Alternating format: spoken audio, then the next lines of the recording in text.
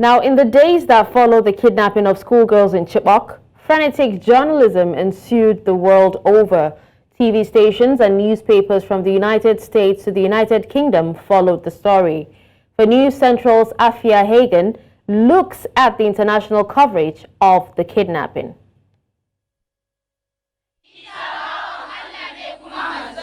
The April 2014 kidnap of 276 girls from their school in Chibok by militant group Boko Haram immediately garnered global attention. A group of Nigerian women launched the social media campaign #BringBackOurGirls, which became a powerful worldwide protest, attracting the support of the then US First Lady Michelle Obama, the Nobel Peace Laureate Malala Yousafzai, and various celebrities. The then President of Nigeria, Goodluck Jonathan, received immediate offers of help from the US, Britain, France and China. It was covered in newsrooms the world over. Karen Chambers is a journalist who worked on the story at the time. She says it took a while to convince senior figures in her newsroom that it was worth talking about.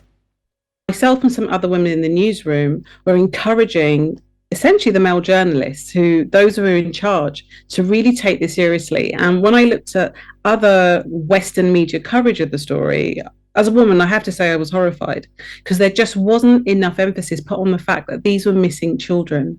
They were in an environment where they should be safe.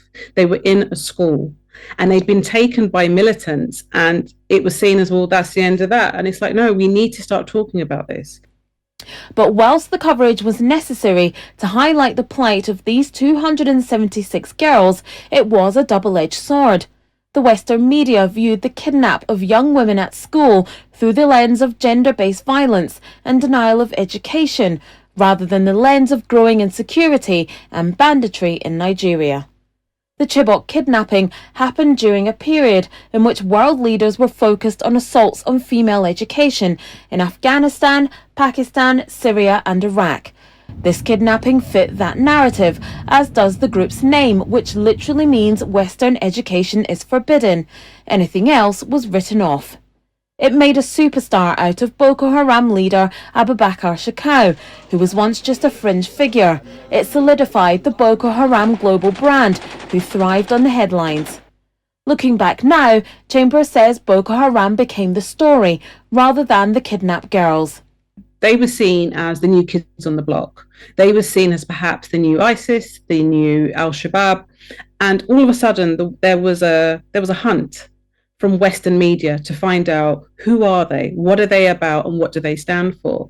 And actually the story of the girls kind of got lost and kind of was missing within that piece. 10 years on, it's thought that around 90 girls taken from Chibok are still missing.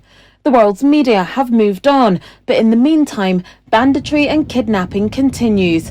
Schools continue to be targeted, particularly in remote areas of the north, where security is lax and kidnappers can escape into vast forests.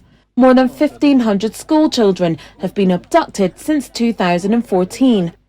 Global coverage of heinous crimes such as the kidnap of 276 schoolgirls is always necessary to honour the victims and to spur governments to act. But making sure the reporting is accurate and doesn't just fit a narrative to truly tell a story is paramount. For News Central, I'm Afua Hagan.